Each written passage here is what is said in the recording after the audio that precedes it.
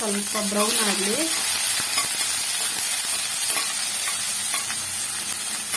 Brown ಆಗಬೇಕು. ಈರುಳ್ಳಿ ಬೇಗ ಅದು ಸಾಫ್ಟ್ ಆಗಬೇಕಂದ್ರೆ ಸ್ವಲ್ಪ ಉಪ್ಪು ಹಾಕಬೇಕು. ಹಚ್ಕೊಂಡಿರೋ ಜಿಂಜಾಲ್ ಹಾಕ್ತಾ ಇದ್ದೀನಿ. ಜಿಂಜಾಲ್ ಇದು ಸ್ವಲ್ಪ ದಪ್ಪ ಆಯಿತು, ಇನ್ನೂ ಸ್ವಲ್ಪ ಸಣ್ಣಗೆ ಹಚ್ಕೋಬೇಕು. ನಾನು ಅರ್ಜೆಂಟ್ ಅಂತ ಕಟ್ ಮಾಡ್ಬಿಟ್ಟಿದ್ದೀನಿ.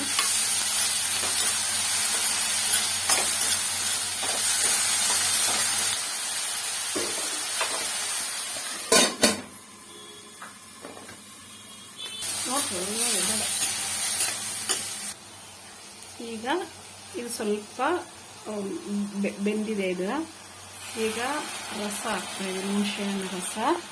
ಅದಕ್ಕೆ ತಕ್ಕನವಾಗಿ ನೀರು ಬೇಕು, ಇನ್ನು ಸ್ವಲ್ಪ ನೀರು, ಯಾಕಂದ್ರೆ ಅದು ಸ್ವಲ್ಪ ಬೇಯಬೇಕು. ಅದಕ್ಕೆ ಮಾಡ್ಕೊಂಡಿರೋ ಪೌಡ್ರನ್ನ ಇದ್ರಲ್ಲಿ ಹಾಕ್ತಾಯಿದ್ದೀನಿ.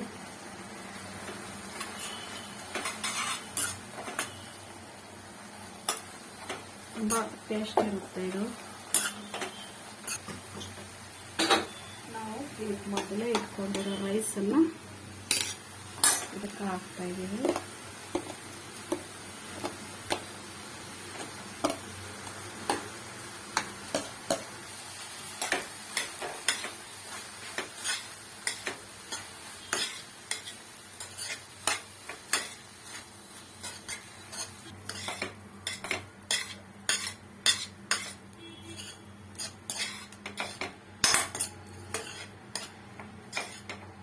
ಇಷ್ಟವಾದರೆ ಇದು ಇದ್ದರೆ ಲೈಕ್ ಮಾಡಿ, ಶೇರ್ ಮಾಡಿ, ಸಬ್ಸ್ಕ್ರೈಬ್ ಮಾಡಿ. Thank you friends.